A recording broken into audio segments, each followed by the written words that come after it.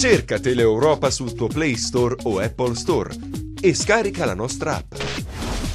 Teleeuropa Network ti segue ovunque. Disponibile per tutti gli utenti Android e Apple. Ti aspettiamo.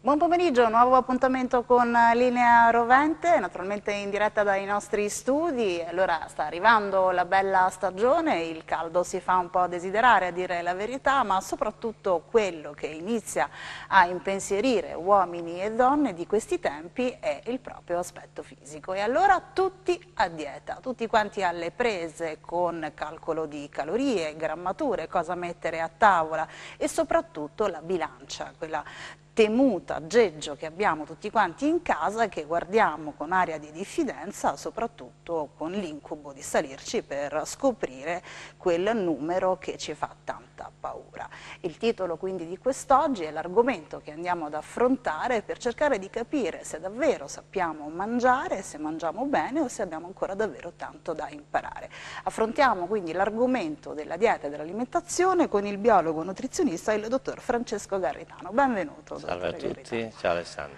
E allora, tutti a dieta, tutti tristi, tutti preoccupati e soprattutto tutti in zona Cesarini, per utilizzare un termine calcistico, perché siamo tutti lì in attesa di riuscire a superare la prova costume, ma ce ne accorgiamo sempre troppo tardi. Troppo tardi è quello che dico da tempo e adesso arriva la bella stagione, cominciamo a togliere i vestiti più pesanti, cominciamo a vederci dei rotolini in più che non dovrebbero esserci e le persone si mettono in allarme, quindi un allarmismo e vogliono subito il rimedio, arrivano subito a contattare il professionista, in questo caso tante sono le chiamate che ricevo per avere il miracolo del momento, quindi la dieta miracolosa, che puntualmente io dico che non esiste questa dieta miracolosa, perché bisognerebbe condurre la dieta significa modo di vivere come concetto principale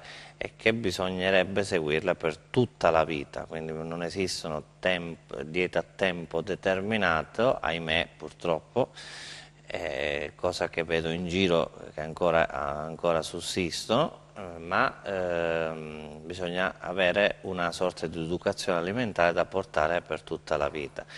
Dico una cosa, bene in questo periodo cominciare se serve come stimolo, ma proseguirla poi anche dopo, nel periodo, anche dopo l'estate. Serve solo come motivazione adesso cominciare un piano alimentare che mi porta a stare in salute, e pensiamo prima alla salute e poi al dimagrimento.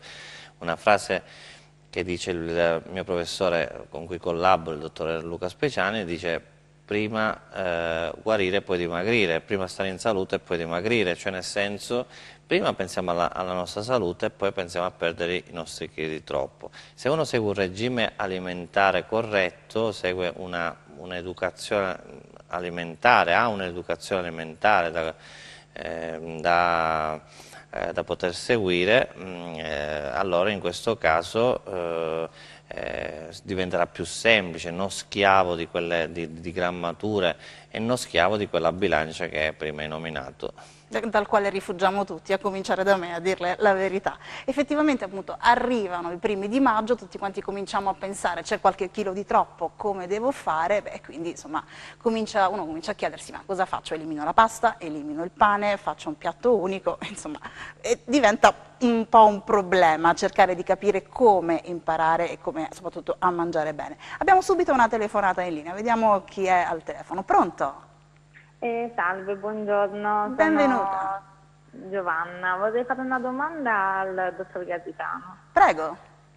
Allora, buongiorno dottor Garritano. Ultimamente sto avendo problemi, ovvero mangio pochissimo e ingrasso, perdo i capelli e avevo letto su internet che potrebbe trattarsi di tiroide, di un problema della tiroide.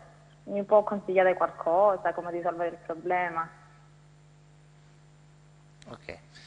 Allora, già il mangiare poco è già una cosa che non va bene, perché io sostengo da tempo il nostro corpo è un corpo economo, ha sempre avuto paura della fame e se andiamo un po' indietro nella preistoria, se non si mangiava si accumulava, perché ovviamente si aveva paura dei momenti della carestia.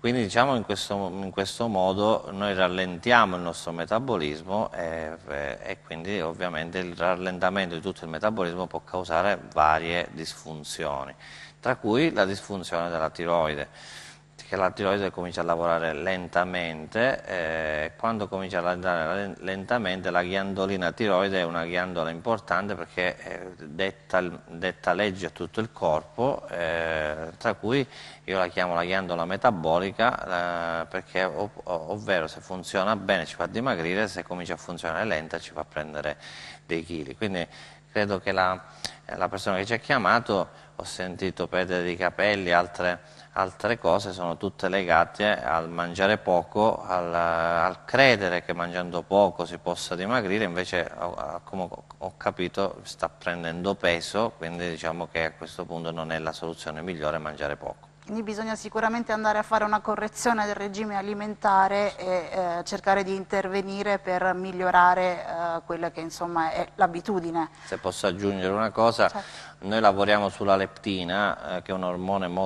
che è secreto dal tessuto adiposo, che è la leptina che stimola l'ipotalamo, stimola l'ipofisi e stimola tutti gli assi metabolici, quindi mangiando meglio, mangiando in qualità e in quantità, mangiando il giusto apporto di proteina a colazione, pranzo e cena e facendo movimento tutti i giorni, io riesco a attivare questi assi metabolici e a dimagrire in salute. Grazie per averci chiamato. Grazie a voi, salve. Una buona giornata. Anche perché, se non erro, dottore, lei si occupa anche proprio di questo tipo di patologie, si occupa sia dello studio legato naturalmente all'alimentazione, della disfunzione della tiroide, ma anche l'alimentazione legata ad un altro tipo di patologia di cui si parla molto poco ultimamente, che è la fibromialgia. Sì. Di queste due in particolare, sia come tiroidite autoimmune, quindi la tiroidite di Hashimoto, sia la fibromialgia, sono due patologie che veramente oggi che stanno, tra virgolette, spopolando, perché sono tante le persone che soffrono di queste due diciamo, affezioni patologiche. La fibromialgia poi addirittura viene considerata come la malattia immaginaria, come la malattia che non esiste, cioè hai un po' di dolori sparsi in tutto il corpo, di solito la medicina tradizionale, a parte darti un antidolorifico o qualcosa farmacologico, non c'è nulla, e noi stiamo cercando col mio gruppo di lavorare per esempio sull'acidosi della matrice extracellulare, stiamo lavorando sul concetto dell'ipossia, su come disinfiammare questi nervi che vanno a irrorare i vari tessuti per cercare di farli stare meglio, perché queste persone appena li sfiori hanno un dolore molto forte. Perché è altamente invalidante altamente invalidante. Io proprio stamattina in studio ho visto una paziente che aveva veramente delle difficoltà pure a dormire, a prendere sonno, si svegliava per i dolori forti che aveva. Si può intervenire anche con l'alimentazione. Anche con l'alimentazione, che poco anche qui trascurata, perché si pensa soprattutto solo all'intervento farmacologico. Io non sono di quelle persone che dicono no all'intervento farmacologico. L'intervento farmacologico va fatto con moderazione quando c'è bisogno. Sinceramente si è visto che utilizzare alcuni farmaci può essere utile, ma non utilizzare solo quelli. Si possono tranquillamente combinare le due cose per raggiungere dei risultati migliori.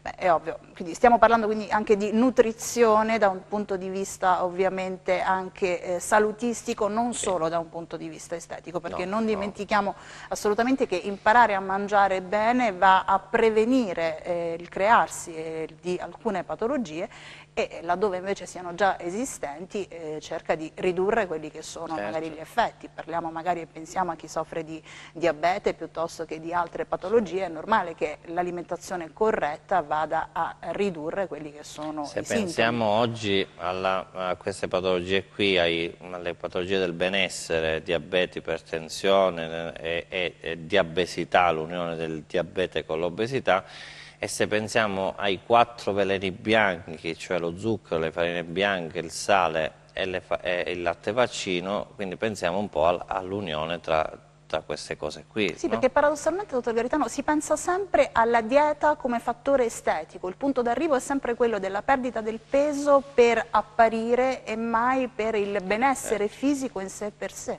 Invece la cosa che io dico da tempo, è ormai la bilancia, come ho scritto nel mio libro, il dimagrimento parte dalla testa, la vedo come la malefica bilancia, ho scritto proprio simpaticamente, proprio per dire alle persone che la bilancia non è un indicatore di dimagrimento, ma uso in studio ad esempio il bioimpedenziometro che mi scompone questo numerino che mi dà la bilancia in grasso, muscolo, acqua.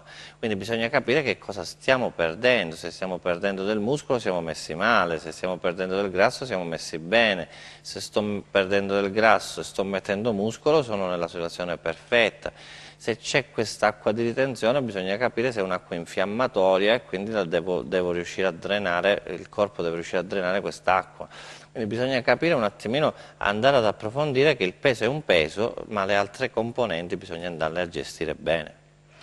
Facendo un discorso naturalmente in via del tutto generico, perché non possiamo poi andare ad approfondire caso per caso, patologia per patologia, a meno che naturalmente i nostri telespettatori poi non ci chiamano, come ha fatto la nostra amica in precedenza, per esporre il proprio caso. Una giornata tipo, come ci si deve alimentare in una maniera corretta, seguendo quello che poi è il metodo GIFT, che è poi l'acronimo, ricordiamolo, di gradualità, individualità, flessibilità e tono muscolare, che è appunto la linea guida che lei applica. Sì, allora il metodo che adotto è questo qui che, ripeto, è stato ideato dal dottor Luca Speciani e che ormai collaboriamo da 10 anni con lui. Noi siamo per il motto colazione da re, pranzo da principe e cena da poveri, cioè nel senso fare una colazione abbondante, perché credo che una colazione abbondante spinge... Mi perdoni se la interrompo, abbiamo una telefonata in linea, poi proseguiamo lo schema fra poco. Pronto, con chi parliamo? Pronto, buongiorno, sono Maria. E senta, stavo ascoltando la trasmissione. Sì. Proprio su questo argomento, il dottore sta parlando di come organizzare la giornata. Io finora sono un bel po' sovrappeso, ho fatto spesso, ultimamente una chetogenica. Però insomma non mi sono trovata molto bene, ho avuto dei problemi, quindi mi interessava appunto sapere un consiglio semplice su come impostare una dieta, su come non sbagliare, visto che in giro ci sono tante diete strane che promettono tanto e poi in effetti non portano a niente. Io non vorrei rubare il mestiere al dottor Garitano, ma vorrei capire intanto da lei, fino a ieri, come era sviluppata la sua giornata, cioè la sua alimentazione tipo, come si sviluppava, così facciamo capire al dottore come intervenire eventualmente rispetto al suo caso.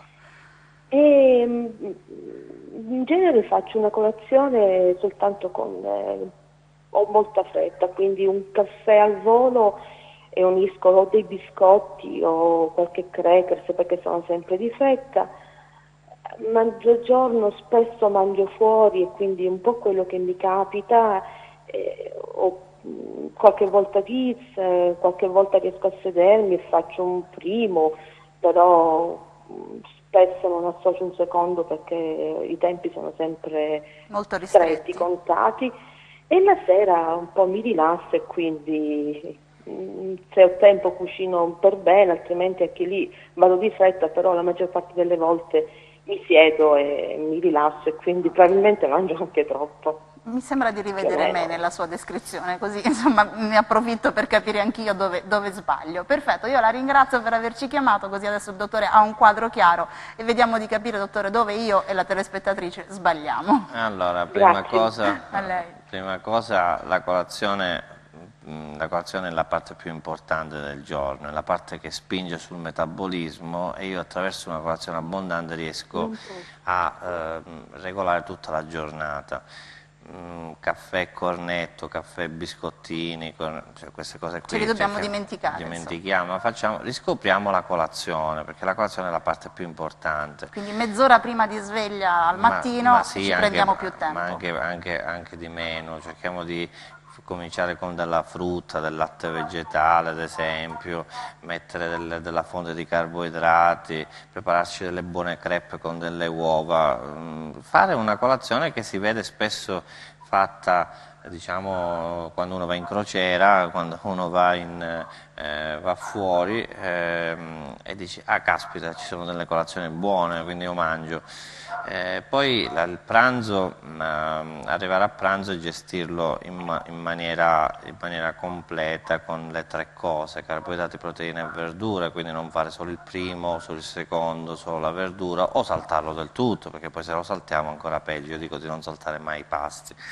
Ma ad esempio se uno ha poco tempo, ormai i vari bar, le tavole calde, insomma, questi locali che hanno sempre un'insalatona, un piatto unico? Un piatto unico, quindi si può essere anche sbrigativi là, se uno ha poco tempo, fare una bella insalatona con varie verdure, con del tonno, delle uova, mettere delle patate dentro e abbiamo già fatto un piatto unico senza dover fare 3 portate, perché uno non ha tempo a fare le 3 portate. E così evitiamo la sera, ecco, cercare di arrivare alla cena da poveri, come dicevo prima, cercare di mangiare un po' di meno, ecco, perché se la sera viene vista come convivialità, ovviamente il momento in cui dopo una giornata di lavoro arriva a casa, uno può essere conviviale anche parlando, ecco, la convivialità riscoprirla anche nel parlare, ma non nel mangiare, perché poi... E io ci credo quando uno arriva stanco a buttarsi sul cibo, è normalissimo, però... Ma è sbagliato. Ma è sbagliato, perché è assolutamente sbagliato, ma se io ho corretto la colazione, ho fatto un pranzo con piatto unico, pranzo completo, la sera un secondo e un contorno va bene lo stesso, nel senso che... E si può anche stare in convivialità parlando con le persone che ci stanno a fianco, mangiando in modo leggero, oppure alzandosi dal tavolo e andando a parlare anche fuori, ma non stando a tavola e buttarsi sul cibo, solo perché siamo stanchi, ma quella è stanchezza. A volte sì, quando uno è stanco è meglio che poi va a prendere la via, va a dormire, quindi va a riposarsi e quindi non a buttarsi sul cibo. Perfetto, io la ringrazio per averci chiamato, speriamo di aver sciolto ogni dubbio. Grazie, sì, bisogna capire dove si sbaglia, in effetti gli errori poi sono tanti e uno non se ne rende neanche conto. Grazie, molto gentili. Buona giornata, arrivederci. Che rapporto dobbiamo avere invece con il pane, visto che noi calabresi ce l'abbiamo proprio nel DNA? Perché in molti pensano insomma, che il pane e la pasta siano colpevoli dell'aumento di peso. No, assolutamente, ecco, sfatiamo un altro mito, pane e pasta no, nel senso che non andare sull'esagerazione, non andare sempre sugli stessi cereali, per esempio... noi ci stiamo creando le famose intolleranze al glutine, le gluten sensitivity oppure la celiachia stessa, perché mangiamo sempre grano, ma ci sono altri cereali, il grano saraceno, l'amaranto, ecco, variare il tipo di cereale, quindi esiste la pasta di riso ad esempio che è buonissima, la pasta di grano saraceno, ma anche il pane, quindi il pane non è che lo demonizziamo, nel senso, ma ovviamente se io sto prendendo tutti i giorni dei lieviti, mangio troppi lieviti, ecco il corpo va ad infiammarsi. Lieviti in che senso? Vado a prendere lo yogurt, poi mi mangio il cornetto, poi mi mangio il pane. Quindi quel senso di gonfiore, di appesantimento è un che proprio si lieviti. manifesta anche fisicamente può essere imputabile a questo eccessivo uso magari di farine o comunque di lieviti che consumiamo quotidianamente? Di lieviti sì, perché le intolleranze alimentari che spesso si fa confusione sulle intolleranze alimentari, non sono altro che una sovraesposizione dello stesso cibo nel tempo. Se io mangio sempre le stesse cose, ecco perché dico la prima cosa da fare è la dieta, farla varia, la varietà deve essere la prima cosa che ci deve guidare. Se io mangio sempre le stesse cose, mangio soprattutto una categoria di alimenti che contengono i lieviti, tra cui anche per esempio molti non sanno che i funghi, il miele, i formaggi sono prodotti lievitati e fermentati, cioè che danno fermentazione.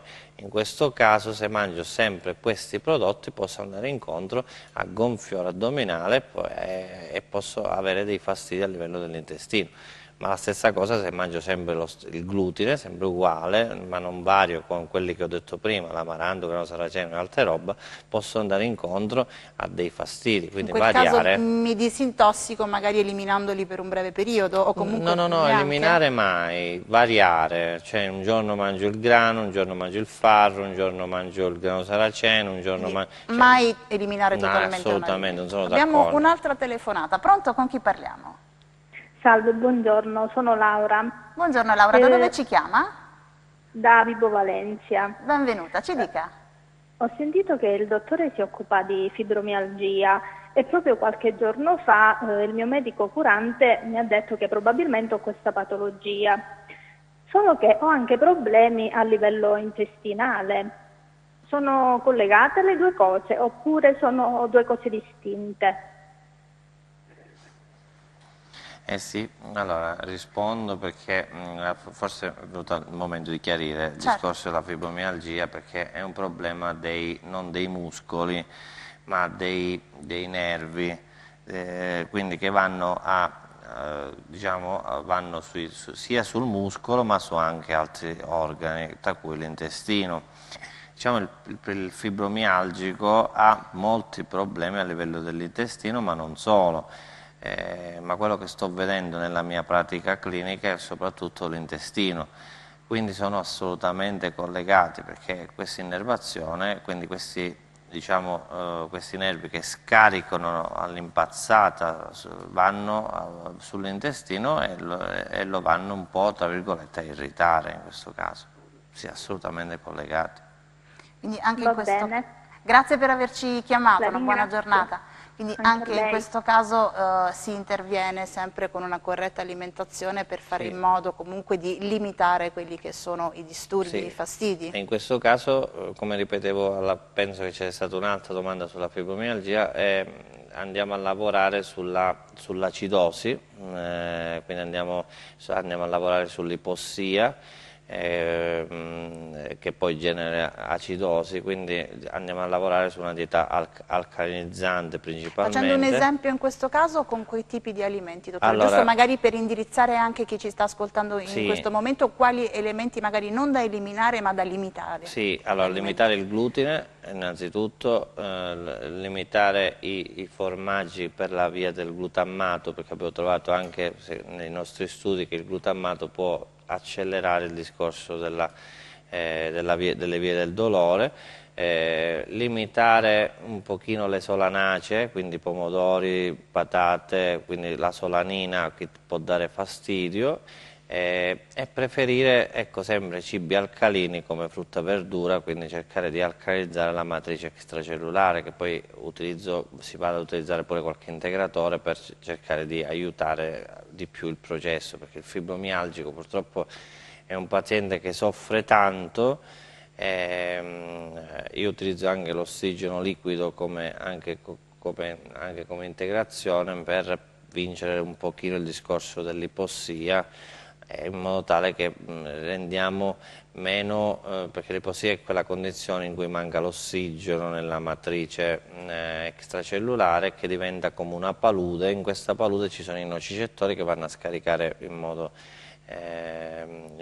all'impazzata, quindi ecco, cercare di in qualche modo preferire più frutta e verdura e poi mangiare sicuramente non zuccheri semplici, non farine raffinate, non dolcificanti, quindi ripulire un po' l'alimentazione da queste è veramente per i primi tempi, veramente no glutine, no latticini, per quel motivo che ho detto prima.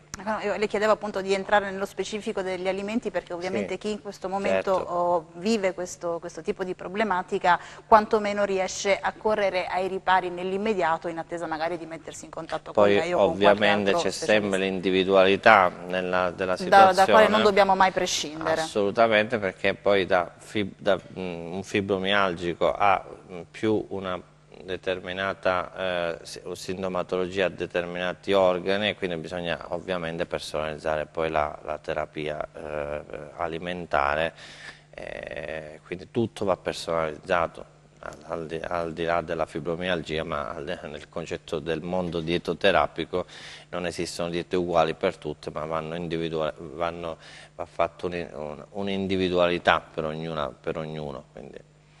Perfetto, noi ci fermiamo per qualche istante di pubblicità, ritorniamo subito dopo ancora per continuare a parlare con il dottore Garritano di Tutti a Dieta. Restate con noi. Cerca Teleeuropa sul tuo Play Store o Apple Store e scarica la nostra app. Teleeuropa Network ti segue ovunque. Disponibile per tutti gli utenti Android e Apple. Ti aspettiamo.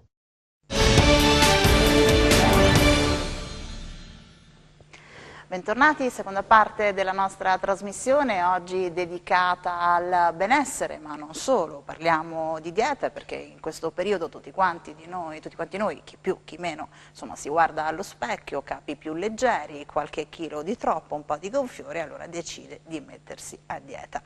Noi diciamo no ovviamente alle diete fai da te, perché sebbene possano dare risultati più che visibili nell'immediato, purtroppo poi c'è sempre il rovescio della medaglia, c'è quell'antipatico effetto yo-yo, per cui per i 2 kg che perdi nell'immediato altri 5 sono dietro l'angolo, e ce lo sta spiegando bene il dottor Francesco Garritano, biologo nutrizionista, che ovviamente oltre a preoccuparsi, ad occuparsi di dieta del benessere, lo sta affrontando con noi già da circa mezz'ora, si occupa anche di dieta e alimentazione applicate nelle patologie. Abbiamo parlato anche di alimentazione nel caso appunto di pazienti affetti da problemi legati alla tiroide, alla fibromialgia, ma stavamo parlando anche nella pausa, lo possiamo tranquillamente confidare ai nostri telespettatori, di discorsi legati al colesterolo piuttosto che al diabete. Insomma, mangiare sano con un'alimentazione corretta fa bene a tutti. Ecco perché il titolo della nostra trasmissione oggi Tutti a Dieta, perché fondamentalmente abbiamo bisogno tutti di saper mangiare, per una questione di salute, di estetica, di benessere, a volte anche per una questione economica, dottore, perché saper fare la spesa vuol dire anche spendere bene i propri soldi e acquistare dei prodotti sani. Assolutamente, infatti non a caso nel libro sempre il dimagrimento parte dalla testa. Ora lo facciamo vedere perché sì, questo ecco, lo stiamo nominando. Lo stiamo nominando tante volte, ce l'abbiamo qui, il dimagrimento parte dalla testa, è il libro che ha scritto il dottor Garritano, vi consigliamo, se avete la possibilità, di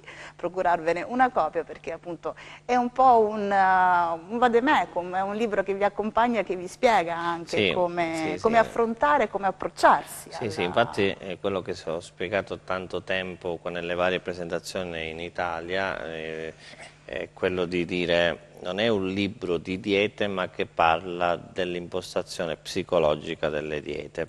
Infatti ho parlato dell'abbandono delle diete, quello che stavamo dicendo, e ho parlato anche nel 7° capitolo del consumatore confuso, cioè quello che va al supermercato e dice cosa devo comprare adesso? Ecco, arriva l'imbroglio più totale, perché tutti ti scrivono sulle etichette, sulla parte davanti, la prima cosa, prodotto senza zucchero, prodotto integrale.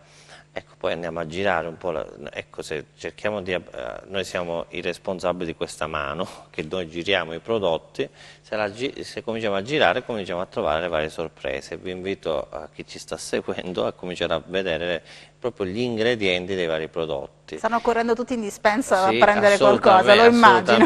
Tutto ciò che finisce in osio è zucchero, tutto ciò, quindi saccarosio, glucosio, i vari sciroppi di puntini, maltosio, tutto quello che finisce in olo, xilitolo, maltitolo e zucchero, E poi ci sono i vari dolcificanti che li passano come quasi naturali, stevia, sucralosio, acesulfame di potassio, Un'invasione? Un'invasione. Quindi poi ci chiediamo come mai abbiamo queste glicemie alte, abbiamo queste emoglobine glicosilate alte, questa insulina alta. Abbiamo dei prodotti di bassa qualità. Abbiamo dei prodotti, poi ecco, sui prodotti integrali scrivono prodotto integrale, però poi vai a girare di integrale c'è ben poco, c'è solamente un po' di crusca messa magari, no? Perché la legge purtroppo... Io che esco dal supermercato tutte le volte, una volta all'anno quando decido di mettermi a dieta e mi riempio il carrello di pasta integrale, non lo faccio più. No, dobbiamo cercare di prendere della pasta integrale 100% di farina integrale, non farci imbrogliare con, quando troviamo scritti pasta oppure cereali, i famosi 5 cereali, e dobbiamo capire se questi 5 cereali sono tutte e 5 integrali al 100%. Lì troviamo delle sorpresine, perché ne troviamo magari uno al 100% e gli altri al 60%, al 40%. E lì non va bene. E lì che cosa, io mi chiedo, e l'altro 40% che cosa sarà? Sarà bianco. E quindi praticamente anche in quel caso mi hanno imbrogliato e allora mi sto illudendo di essere a dieta con un prodotto che integrale non è. Purtroppo a livello istituzionale il problema, perché ti dicono che fino a un certo numero di numerino di integrale puoi scrivere, di dicitura puoi scrivere che è integrale, per esempio, oppure che se c'è un po' di crusca puoi scrivere integrale, ma così non andremo. Mi viene da chiederle anche per i prodotti dove vedo scritto light, la stessa cosa? Light sono da lasciare proprio completamente, perché i light hanno tolto il grasso, perché il cibo light è stato tolto il grasso ed è rimasto lo zucchero. Cioè, io lo faccio come esempio quando faccio in studio, dico il latte intero e il latte scremato. Il latte scremato lo possiamo vedere come light, no? Nel latte scremato è stato tolto completamente il grasso ed è acqua e lattosio, quindi acqua e zucchero. Quindi attenzione che quando prendiamo questi cibi light non ci fanno dimagrire assolutamente, perché è un'altra moda da sfatare che prendendo i cibi light io dimagrisco, no, invece è sempre quel concetto che stiamo ripetendo all'inizio della trasmissione, di dire che la dieta è un modo di vivere. Dobbiamo cercare io in vari congressi dico, cerchiamo di vedere la dieta come un puzzle, cioè cerchiamo di mettere tutti i tasselli al posto giusto, dall'acqua, dalla masticazione lenta, dalla colazione abbondante, dalla cena leggera, cioè mettere tutto nei tasselli giusti, quindi ricomporre un quadro. Allora, se io ricompongo questo quadro e metto tutta l'attività fisica, mi stavo dimenticando la parte più importante. Sì, perché insomma non è che si dimagrisca magari facendo la dieta senza fare movimento, sul divano non li perdo i chili. Assolutamente, su questo spendo 2 parole, perché molte persone mi dicono ai controlli, dieta perfetta, attività fisica, dottore purtroppo non l'ho potuta fare. Ecco che nel libro ho scritto le continue giustificazioni delle persone che quando ho parlato del punto di rottura e della zona di comfort, che ho voluto dire nel libro, che le persone devono raggiungere la zona il punto di rottura e devono uscire dall'orticello. L'orticello vuol dire che devono cominciare a fare qualcosa di movimento, perché non possono rimanere dentro l'orticello, cioè non possono rimanere nella propria zona di comfort, devono uscire fuori. Quindi bisogna cercare di dire, va bene, io non ti dico di fare 2 ore di palestra al giorno, ma cominciamo a usare, come uso io, dei contapassi, cominciamo a vedere se raggiungo i famosi 10.000 passi al giorno, cominciamo dal piccolo, cominciamo a prendere meno gli ascensori, più le scale, cominciamo a fermarci. Quando sono a Milano dico fermatevi a qualche fermata prima con la metro e arrivate a piedi dove dovete arrivare. Cioè cominciamo dal piccolo e poi cominciamo con delle camminate nei parchi, ma non esistono solamente le palestre, perché quando uno nomina attività fisica le persone pensano automaticamente alla palestra. Automaticamente. Una bella passeggiata, con insomma, scusa, magari se uno ha il cane lo porta a passeggio piuttosto che fare una passeggiata Sì, con sì, un'amica. ma è più piacevole poi anche perché entra il discorso dell'ossigenazione, di quello che dicevamo prima, che è importante avere le cellule ossigenate, andare nei parchi, cercare di dove abbiamo anche oggi qui diciamo al sud abbiamo ancora la fortuna di avere ancora non avere tutto quell'inquinamento che c'è magari nei paesi del nord, cerchiamo di sfruttarli appieno queste cose qua, e non associarlo soprattutto solo alla palestra, che poi in palestra uno ci può andare tranquillamente, però diciamo la settimana è fatta di 7 giorni, magari un paio di giorni te ne vai in palestra, un altro paio di giorni te ne vai in piscina, altri 3 giorni te ne vai a fare delle camminate a passo veloce oppure a fare altre cose. C'è un'altra cosa, mangiare tanto e spesso.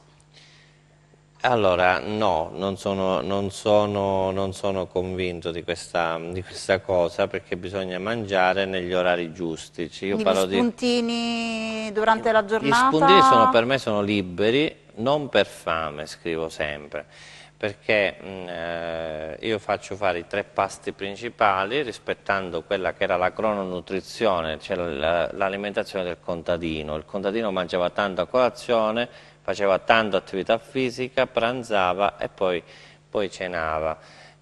Cenava leggero o al limite faceva veramente qualcosa di irrisorio, perché la mattina poi alle 4 doveva ritornare a lavorare. Quindi riprendere pure il concetto di crononutrizione è importantissimo. Poi che faceva il contadino? Tra la colazione e il pranzo, nei campi prendeva un pomodoro, prendeva qualcosa e lo mangiava.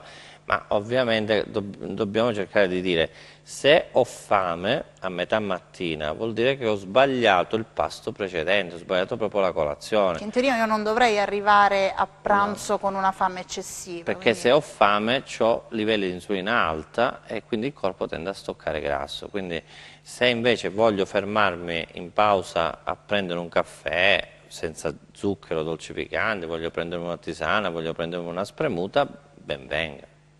Però niente barrette energetiche, niente intrulli, niente miscugli. Io non una carota piuttosto che insomma qualcosa. Assolutamente. Abbiamo un'altra telefonata in linea. Pronto? Con chi parliamo? Sono Angelo. Angelo, buongiorno. Da dove ci chiama? Da Rende, sì. Ci dica tutto, Angelo. Allora, visto che stavo ascoltando il dottore, soprattutto per quanto riguarda i cibi light, sì. E visto che io da un mese circa che vado in palestra e proprio lì si sente parlare solo di questi cibi senza grassi, perché in questo modo si pensa di riuscire a dimagrire. Ecco, volevo chiedere al dottore come comportarmi a livello alimentare, soprattutto dopo che sono andato in palestra, e soprattutto visto che vado la sera in palestra, volevo sapere cosa mangiare, visto che poi ho fame e vorrei evitare di abbuffarmi, visto che poi la sera non riesco nemmeno a riposare bene. Non so se il dottor Garitano vuol sapere magari che tipo di attività, se fa pesistica o altro. Che tipo di attività svolge in palestra, Angelo? Diciamo che faccio un circuito con diversi esercizi, un po' di pesi, un po' di tapis run, step, diciamo sala e attrezzi. Esatto, sì. Perfetto. Allora, la domanda dei cibi light credo che l'abbiamo sviscerata, che assolutamente non fanno dimagrire. Anzi, Angelo, diciamo così, può mangiare una bistecca con un'insalata, uno spaghetto al pomodoro. Cioè, lui penso che Angelo voglia capire questo, o sbaglio, Angelo? Sì, perché poi va a finire che ho tanta fame, ma se mi abbuffo poi va a finire che riposo male, quindi la mattina sono stanco, quindi è un circolo vizioso in questo senso. Per capire, a che ora finisce di allenarsi lei solitamente? Così collochiamo anche lo spazio temporale. Sì, io purtroppo vado in palestra verso le 9 di sera, quindi le 21. Quindi torniamo a casa intorno alle 22:30, piuttosto tardi? Sì.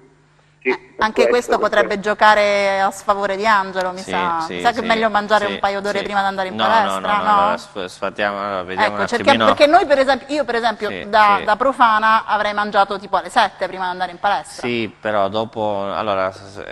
Vediamo di capire cosa fare, Angelo. Chiariamoci insieme al dottore Garitano. La domanda è bella complessa, corposa. Allora, l'orario È un orario particolare questo qui, perché poi effettivamente io mi ricordo quando giocavo a pallavolo facevo gli stessi orari di allenamento e dopo effettivamente, perché dopo entra in circolo l'adrenalina, noradrenalina, quindi poi anche addirittura c'è meno fame, non c'è voglia tanto di mangiare. Però se poi i muscoli in quella fase sono più ricettivi di proteine, poi se non mangi è peggio ancora. Diceva poi, sono d'accordo, perché poi il sonno non viene, anche perché c'è stata adrenalina e noradrenalina in circolo, non è buono, è un sonno disturbato. Quindi io quello che dico, faccio assumere in quegli orari particolari del latte con delle proteine in polvere, perché l'orario è troppo tardi per fare un secondo e un contorno, perché se parliamo delle 10:30, 11, andare a mangiare a quell'ora mi disturba il sonno, perché in quell'ora esce la melatonina che dovrebbe conciliare il sonno. Intanto è già disturbata dall'adrenalina e noradrenalina che si è liberata in palestra, quindi in quel caso bisognerebbe andare con delle proteine del siero soprattutto certo, meglio delle caseine. Il latte tutte le volte diventa un po' triste, soprattutto sì, d'estate, o no, Angelo? Sì, quello oppure andare su un'insalatona, su qualcosa di più facilmente digeribile, perché poi dobbiamo pensare che c'è la notte. E allora se magari fa 3 volte a settimana a palestra, io 3 volte la posso accettare, questa integrazione con proteine diciamo disciolte nel liquido, che può essere il latte, oppure negli altri giorni magari o alternarlo con delle insalatone. Comunque la digestione non deve essere impegnata troppo, perché altrimenti poi rischio che non dormo e il sonno, si è visto, siccome io mi occupo anche di disturbi del sonno, il sonno è importante per la costruzione del muscolo.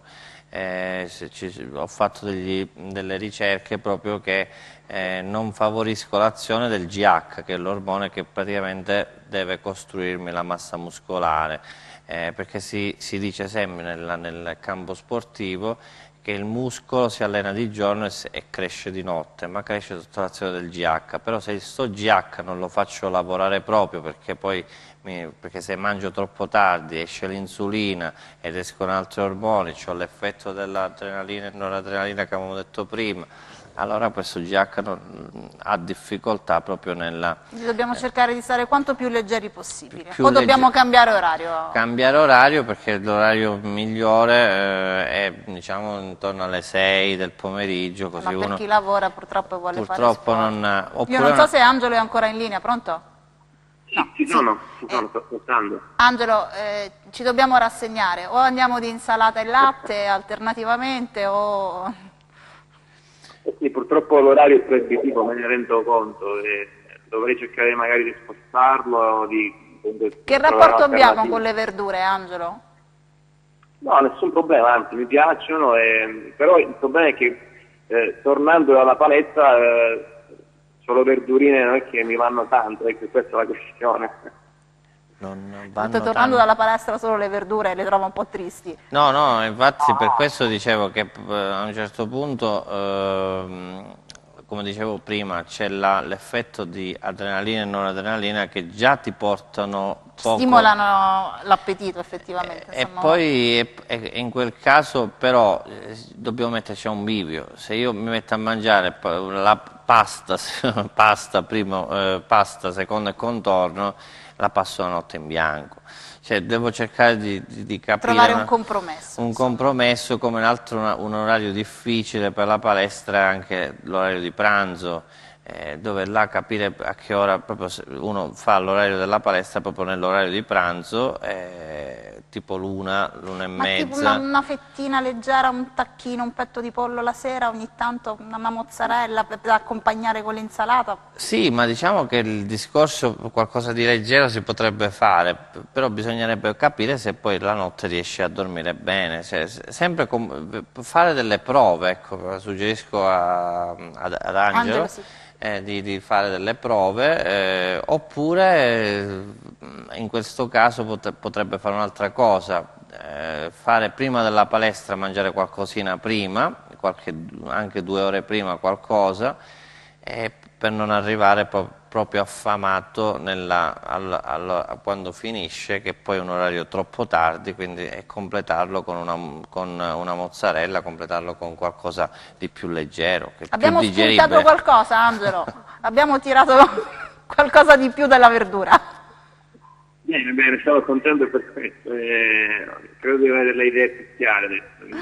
Ringrazio il dottore per la disponibilità e la trasmissione che mi ha dato la possibilità di chiamare. Grazie mille, una buona giornata e in bocca al lupo per la palestra. Grazie, buona giornata a voi. Salve. Vede dottore, in me poi viene fuori, al di là dello spirito materno, poi il discorso proprio dello spirito anche di sacrificio che parte dalla testa, ma che bisogna assolutamente eliminare, del fatto che il dover essere a dieta debba essere sacrificio. Dobbiamo sfatare anche questo, perché non c'è niente di più triste del pensare di dover essere a dieta e dover fare delle rinunce. Così come il dover star lì a pesare l'alimento, quindi la pasta, i 50 grammi piuttosto che i 65. Nel metodo GIFT questo non esiste. Assolutamente. Sfatiamo anche questo. Sfatiamo questo mito perché è la cosa più brutta, io dico sempre di allontanarci dalla schiavitù, dalla prigionia, delle grammature, delle calorie, perché poi le calorie, certe volte mi si presenta, se uno vuole fare la dieta con le calorie, fai 1200, 1300, 1400, io dico ma chi te l'ha detto che devi assumere 1200, 1300, 1400, cioè eliminiamolo questo concetto. E poi è bruttissimo stare sempre con una bilancia, vai fuori, perdi la convivialità, stare sempre col bilancino. Ti invitano a pranzo è una tragedia perché comunque noi devo mangiare quei 50 grammi di pasta, oggi mi tocca il riso piuttosto che... Usare la regola della B, che è la mia regola, la regola del buon senso. Ah, che bella questa, mi piace. La regola del buon senso, che è dire, beh, sono a pranzo fuori, ecco, cerchiamo di usare la F della GIFT, la flessibilità, cercare di dire, beh, io faccio una porzione di miei carboidrati, una porzione di proteina, senza andare lì a fare i 55, 60, 65, perché è pure vergognoso, se ti stanno invitando a pranzo, dire che puoi mangiare i 60 grammi di pasta e dire alla persona pesami 60 grammi di pasta. Cioè, ma questo può essere anche poi motivo di abbandono della dieta, perché comunque diventa una costrizione, una schiavitù. Assolutamente, l'ho scritto pure nel libro, che l'abbandono delle diete avviene proprio per questo, troppo rigide, troppo restrittive, e non va assolutamente bene. Si abbandonano perché poi si pensa che la dieta ancora sia a tempo determinato, ma la dieta deve essere a tempo indeterminato se la intendiamo come modo di vivere, come stile di vita, come educazione alimentare e non come moda. Prima una telespettatrice parlava di dieta chetogenica, ma ce ne sono come dieta del minestrone, del peperoncino, ce ne sono di vari nomi. Abbiamo sentito parlare tempo dietro anche di dieta del gelato. Dieta del gelato, e l'ultima che ho sentito è la dieta del segno zodiacale. Penso che lì abbiamo toccato proprio perché non si sa più che cosa dobbiamo inventarci. Cioè, io dico, in un convegno che mi è capitato tempo fa, ho detto, mentre la parola significa solo, dieta significa modo di vivere, perché ci stiamo inventando tutte queste strade alternative, strane, illogiche, senza una logica sotto? E nel libro ho scritto diete, ma che ci sarà di nuovo? E effettivamente se noi pensiamo al concetto di dieta come restrizione, come fame, come eccetera eccetera, andiamo a incorrere in dati che parlano chiaro: obesità al 40%, cioè invece di decrescere questa obesità stiamo andando invece nel senso contrario. Non sarà dovuto al fatto appunto che c'è talmente una cattiva informazione, siamo bombardati da così tante informazioni che non sappiamo più che strada prendere, quindi veniamo rovinati nel fisico dagli innumerevoli tentativi? Assolutamente sì, perché oggi basta andare sui giornali, su trasmissioni che non hanno, dove praticamente si parla sempre di queste cose qua, di fame, di restrizioni caloriche, la disinformazione viaggia a 1000, E non ci sono basi scientifiche. Abbiamo un'altra telefonata, sentiamo con chi parliamo. Pronto? Con chi parliamo? Buongiorno. Buongiorno. Sono una signora della provincia di Cosenza, di Torano. Scusate, volevo sapere una cosa. Siccome è una ragazzina che ha 13 anni e è un pochino in carne, insomma, non è proprio...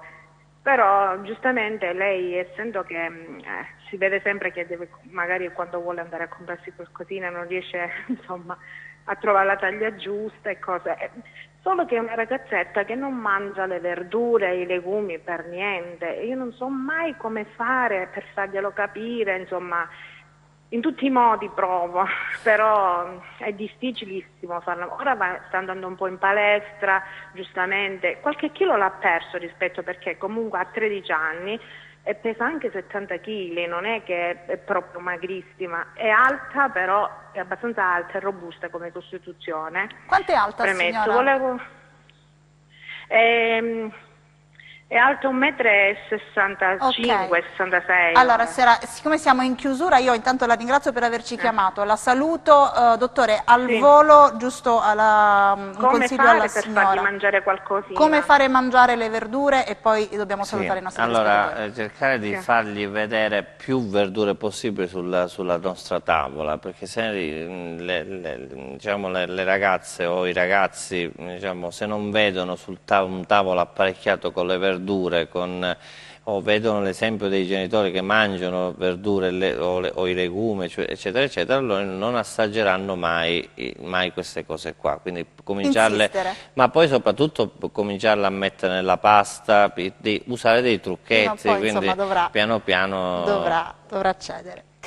Perfetto, io ringrazio il dottore Garitano per essere stato con noi, grazie a tutti i telespettatori che sono intervenuti in trasmissione, anche per oggi il tempo a nostra disposizione è finito, io vi auguro un buon proseguimento di giornata e vi do appuntamento naturalmente alla prossima puntata di Linea Rovente. Vi lascio ai programmi della rete, alla prossima.